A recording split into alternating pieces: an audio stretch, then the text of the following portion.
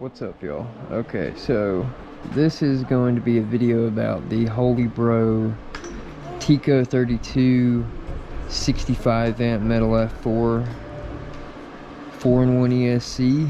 I have not seen where anybody has stated that they have popped it or blown one, and well, I successfully did that.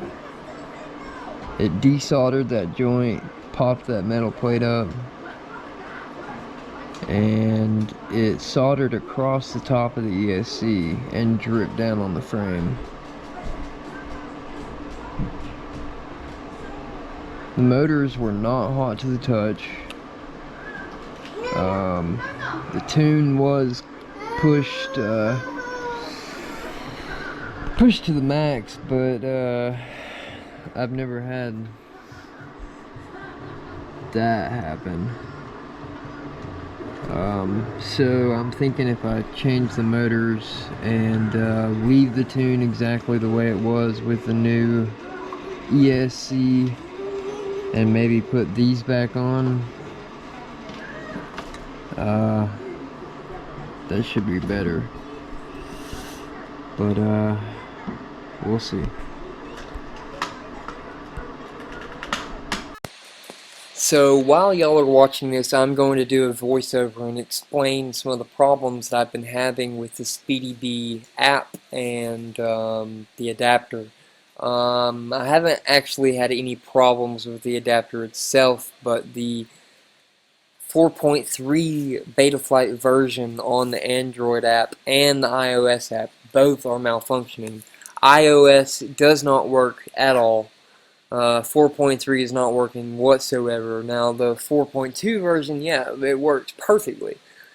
But I needed the 4.3 because the KakuteH7 flight controller is already, it comes flashed with Betaflight 4.3, and I also was kind of curious to see, you know, how well it did. And so what I've had to do is, I've been messing with the PIDs to try and get the tune perfect, correct? Okay, so I got the PIDs that I want in, but every time you go to plug up with the app, you have to re-enter the filtering.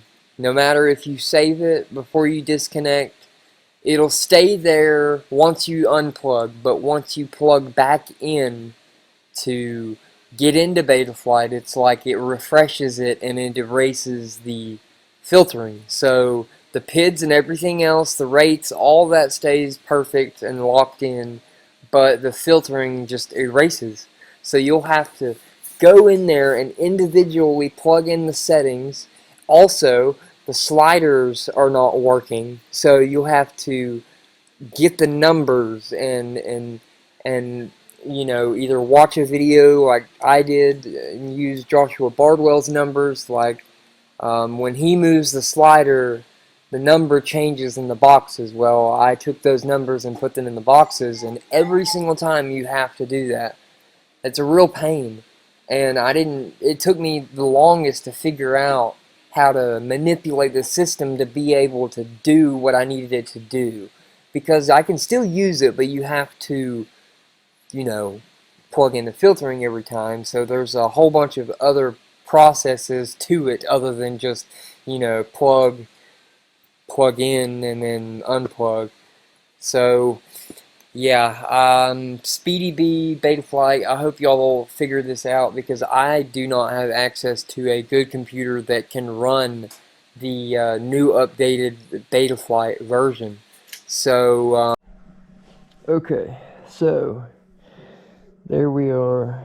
We have successfully transferred the Vanny motors back on. We have also replaced the 65 amp ESC, since I completely annihilated the other ESC with the F80 Pro 2200 kV motors on 6S. What we are going to do now is, I need to put a bolt in right there. I don't need to forget that. Okay. What we're going to do is we're going to put the top plate back on, we'll put everything back together, and then we're going to start. Okay, so here we go. This is with the new ESC and Vanny motors, and the same exact tune that was with the F80 Pro 2200 kV motors. It flew so good with those motors, I want to see if it does the same thing here.